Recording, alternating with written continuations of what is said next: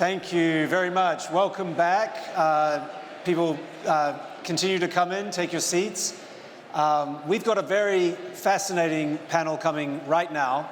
To remind you, I'm Jamil Anderlini. I'm Regional Director of Politico in Europe.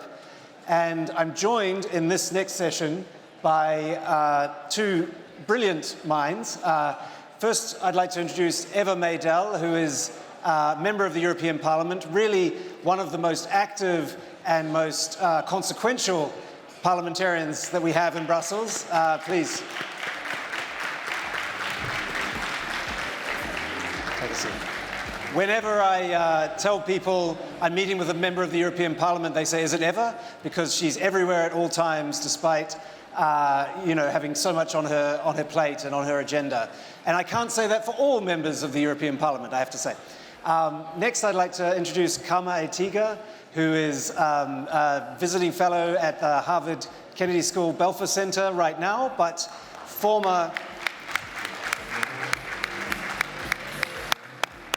Secretary of State for Digitalization and AI here in Spain, and former senior official at the United Nations working on technology and AI. So we'll be talking about this perennial topic, most important topic, but I couldn't think of a better pair of panelists to discuss this with. The fact is that both of them worked extensively on regulation and on the legislation around AI, and many of you will know that the European Union was the first to bring in legislation on AI, and fascinatingly, and I want to get them to talk about it a bit, the two of them were both involved in the AI Act, deeply, deeply involved, and at times on opposite sides of the table, which I think gives them a really fascinating perspective. So we've talked quite a lot, Anna has mentioned it, we've all talked quite a lot about Brussels' penchant for regulation, for the 100 Don Quixotes, just when it comes to financial legislation, regulation. We also, in Brussels, talk all the time about the lack of innovation and technology prowess in Europe. So I want to talk to the two of you, I want to get the perspective from the two of you on what is the role of the institutions like the European Union, the Parliament, like the United Nations. What can these institutions do really to foster innovation, particularly when it comes to artificial intelligence? And maybe I'll start with you, Eva, to give us your perspective. Thank you, Jamil. Good morning, good afternoon, everyone. First of all, big thanks to Santander and to Anna Butin for this invitation. I think it's important to discuss the role of European institutions, especially when there's so much expectation and pressure on Europe to deliver. You're, of course, all familiar. However, often citizens refer to Brussels, but Brussels is a combination of the interests of the member states, of the executive arm of the Commission, of the Parliament, which represents the citizens. And in a way, the Parliament is a very complex body. So I'm one of 720 members, and when we sit and negotiate a law, you're faced very often with certain type of ideology coming from certain parties or members that is very difficult to pass through and break through in order to deliver a more balanced approach into certain files. And I have definitely witnessed that with the AI Act, the Artificial Intelligence Act, where for a lot of members, it was important to make sure we ban biometric facial recognition, and this was the most important point for them in the AI Act. While, in my opinion, this could be done through other legislation or national legislation, I believe we should have put a different type of emphasis. But when you're in the negotiation room, it's truly a challenge to pass those ideological views. This is why the next European elections are coming in 4 years. But think wisely who you put in those seats. On your question on innovation, I think we should understand as Europe that we can't regulate ourselves into innovation.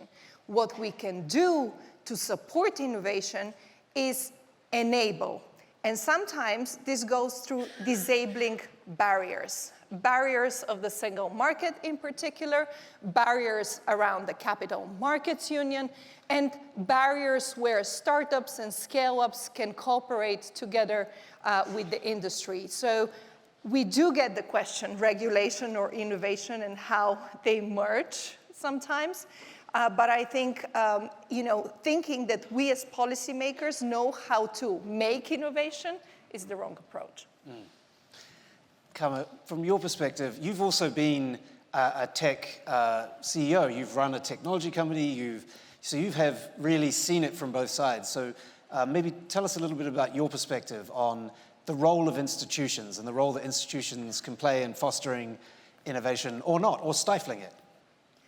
Yes, this is a big question. I mean, is regulation necessary? Especially, can we regulate tech?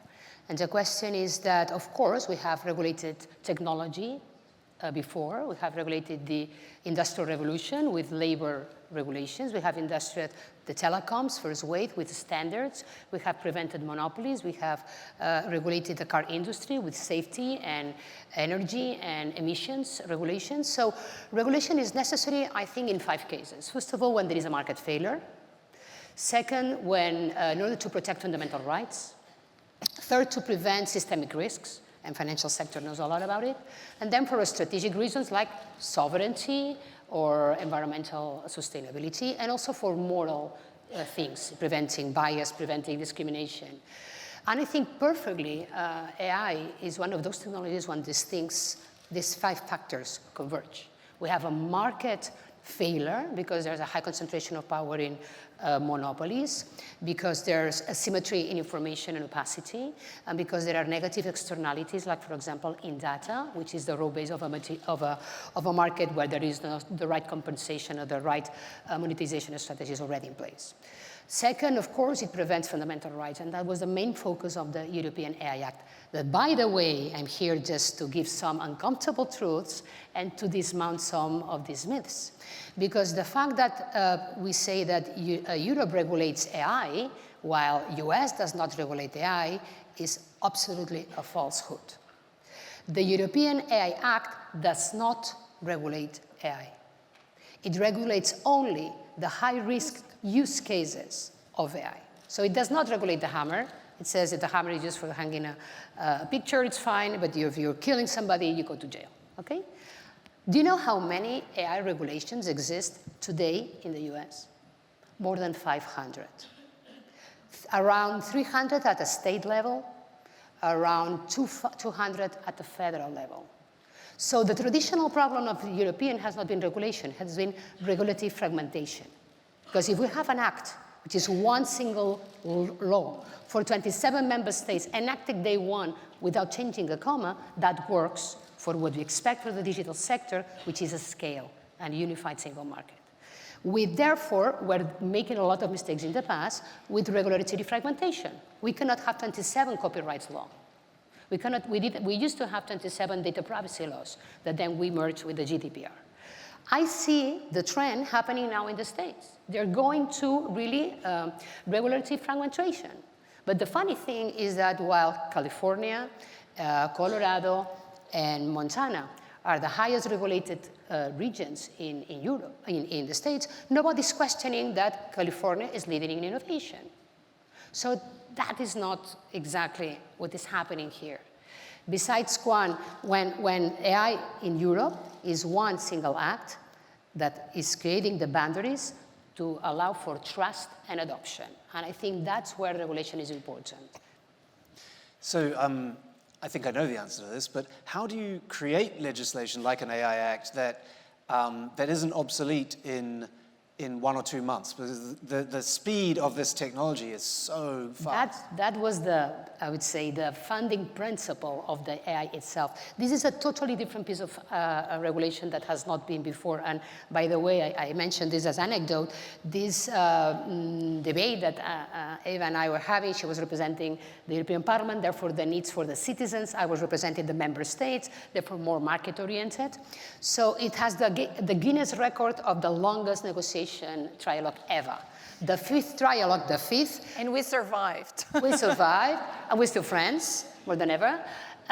So we took 38 hours negotiation, the first 27 without sleeping in a row. Then we had a break of 12 hours and another 12 pieces of negotiation. 91 articles. When we arrived to the 5th trial, we still had 25 points open.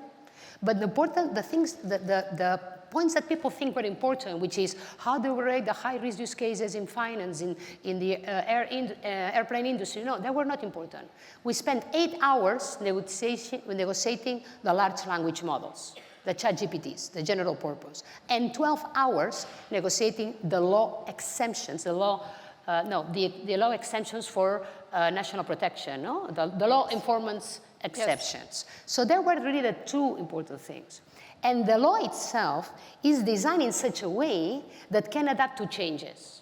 For example, you say, this is a forbidden use, that it applies to these domains. These domains are in an addenda. They are not in the law engraved in stone. You can change the addenda by executive acts. You don't need to go to the parliament every time you need to define something. So there are already updating mechanisms preventing that law needs to evolve on time as long as you change the standards or the technology is becoming more powerful.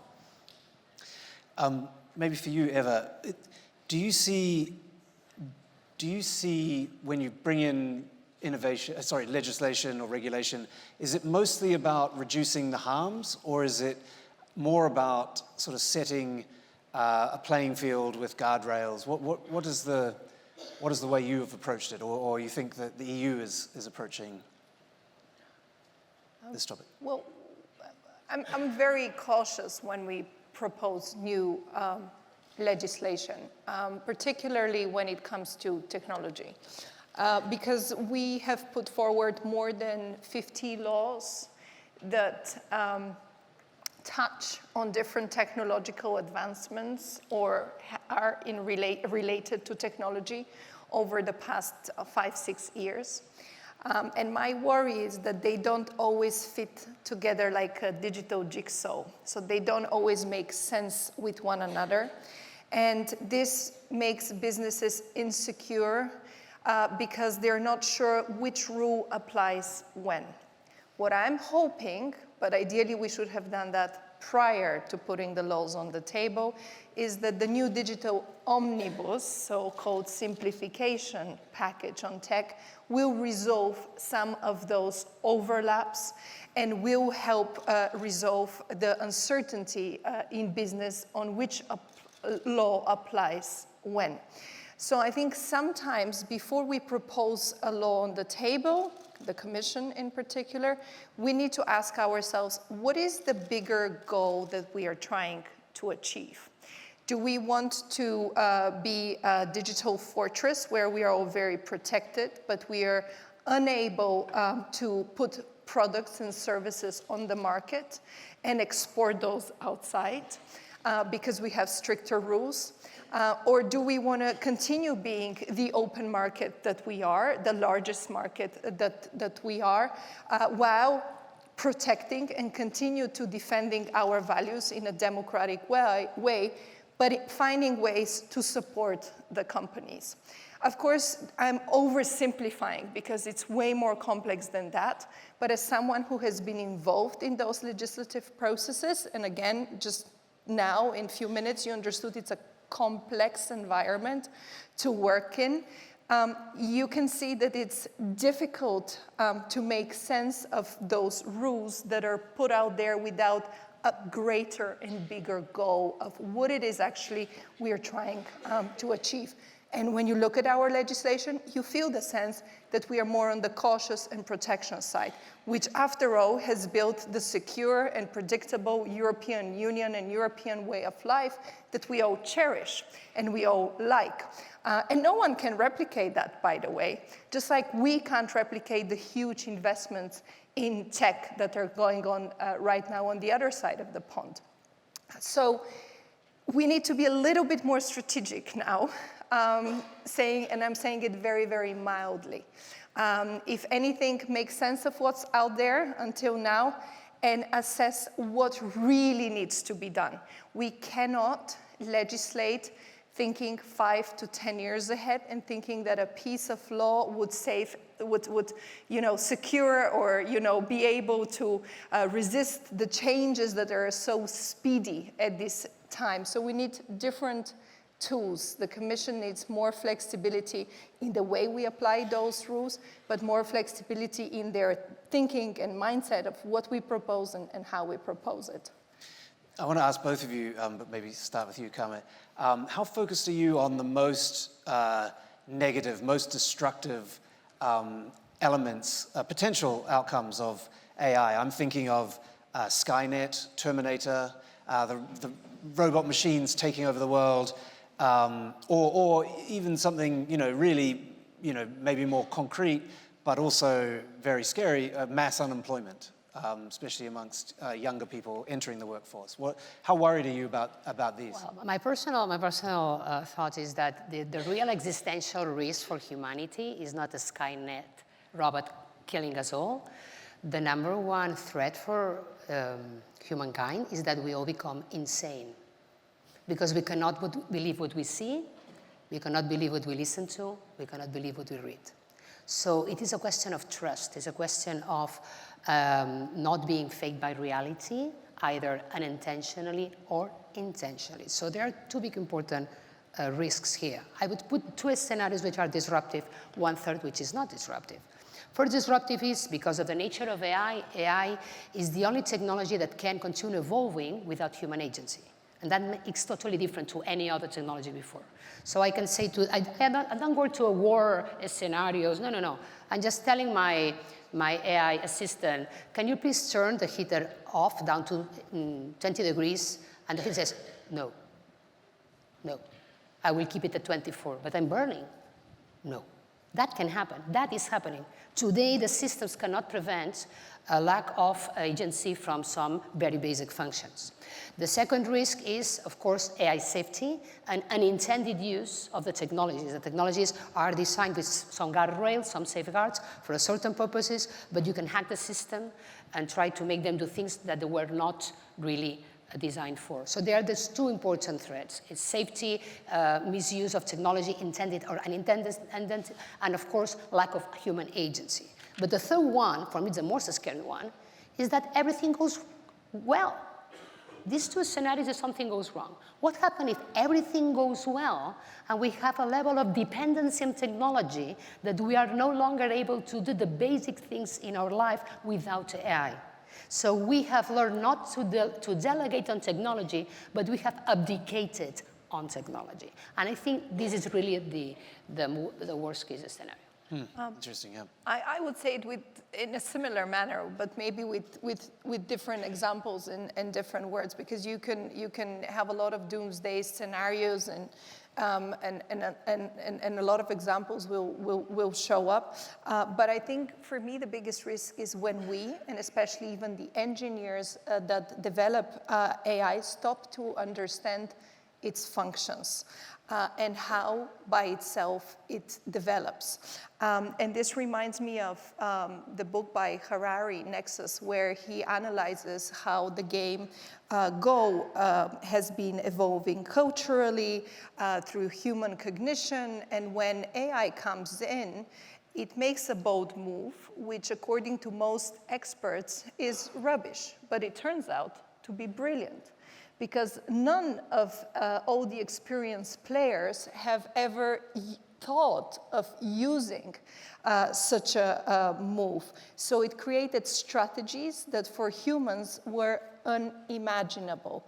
But what if it starts to create strategies in finance, in law, in other sectors of our economy, when the decisions are going to be so opaque that humans can't follow, then our ability to understand, to challenge, and most importantly, to democratically govern become weakened.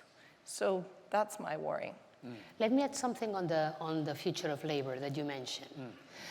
This is not as any other revolution, and the Schumpeter way that of creative destruction always eliminated the jobs that were low qualification and then replace them for others for qualification. This way is happening in a different way. We keep the low-end jobs, we keep the high-end jobs, and we destroy the middle jobs. So there are three effects on the future of AI on the future of labor. One is replacement, the other is companion or assistance, and the third one is augmentation. So there are jobs that will be destroyed completely by agentic AI, which is a hyper-automation. And this specifically affects those jobs related with administrating, clerk positions, accounting, bureaucracy, which is a good thing for the efficiency of administrations and how can we use AI to deal with this web of regulations. That AI will make us the world much easier. But totally it will be a destruction of net jobs, especially affecting women in the world, because women are more representative in service sector and bureaucratic roles, one.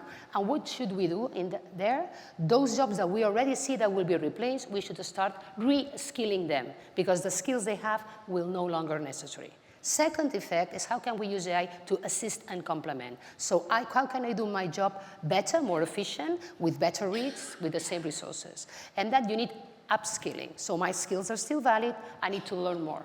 But the third great opportunity, which is not yet here because we still cannot figure out the potential of this technology, is augmentation.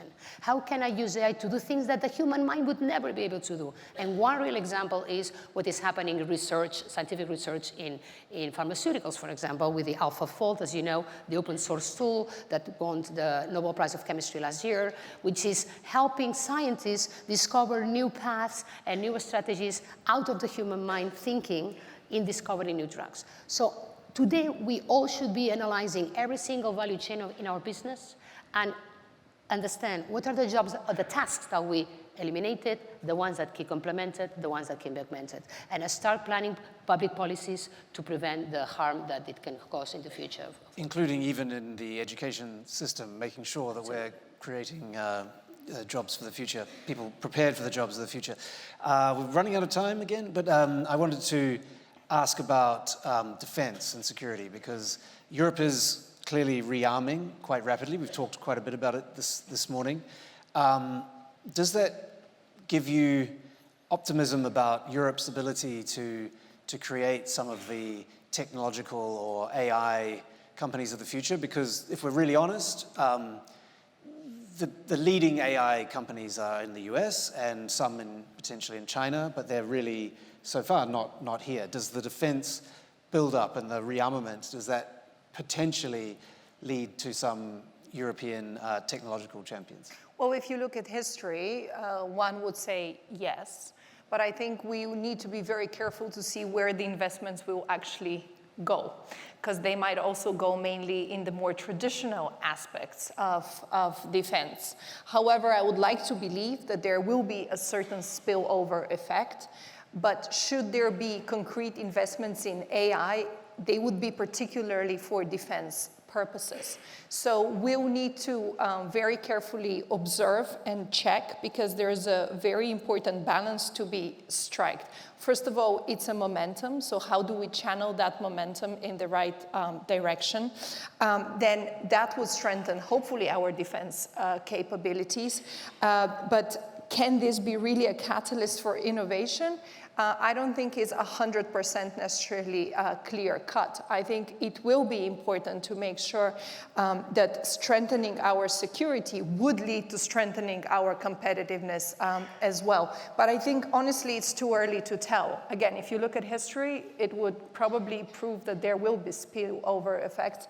But I think Europe's focus should be a little bit different when it comes to how to apply AI in our competitiveness, in our traditional industries, in order to gain that higher percentage in productivity.